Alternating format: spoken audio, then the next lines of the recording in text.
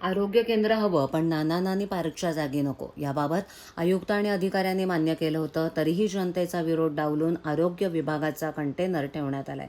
अधिकाऱ्यांनी राजकारण करू नये असा इशारा देत आमदार संजय केळकर यांनी नाना नानी पार्क हटवू देणार नसल्याची भूमिका घेतली आहे.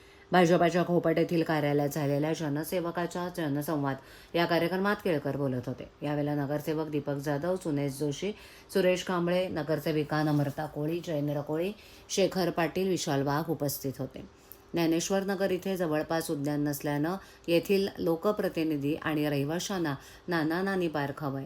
त्यांची मागणी डावलून इतरांचे हितसंबंध जपत आरोग्य केंद्राचा कंटेनर जबरदस्तीनं आणण्यात आलाय. याबाबत मी आणि आयुक्त अधिकाऱ्यांशी चर्चा केली. त्यांनी मान्य केल्यानंतरही कंटेनर आणण्यात आलाय. हे चुकीचं काम आहे.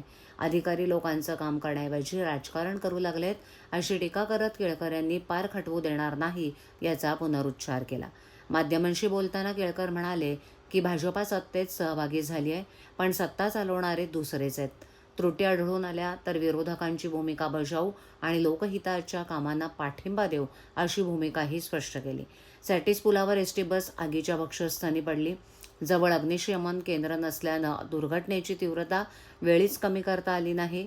भविष्यात अशा घटना घडल्या तर वेळेवर मदत पोहोचावी यासाठी दादोजी कोंडदेव स्टेडियम इथे अग्निशमन दलाच्या 2 गाड्या उपलब्ध करून देण्याचं अग्निशमन विभागानं मान्य केल्याचं केळकर यांनी सांगितलं.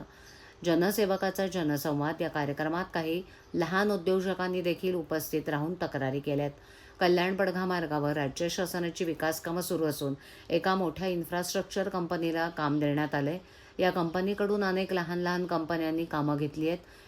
कार्यदेशानुसार त्यांनी कामं करूनही मुख्य कंपनीनं कोट्यावधींची बिलं थकवली आहेत. त्यामुळे लहान उद्योजकांवर आर्थिक संकट कोसळले. याबाबत केळकर यांनी ग्रामीण पोलीस अधीक्षकांशी चर्चा केली असून प्रसंगी गुन्हे दाखल करण्याच्या सूचनाही त्यांनी केल्यात.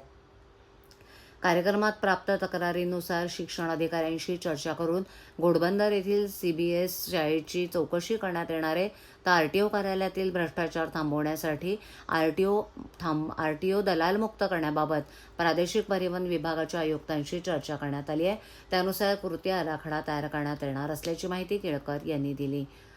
यावेळेला केळकर यांनी विविध क्षेत्रात काम केलेल्या उल्लेखनीय कार्यानिमित्त पंचकव्य डॉक्टर्स असोसिएशन महाराष्ट्र राज्य यांच्या वतीनं त्यांना सन्मानित करण्यात आलं.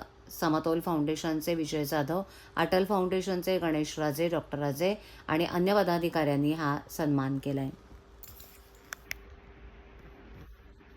जे रहिवासी माझ्याकडे आले होते, राजकारणाच्या पलीकडे जाऊन देखील काही विषय जे आहेत ते करायचे असतात. त्या ठिकाणी नाना नानी पार्क होता, ठीक आहे, काही वर्ष बंद पडला.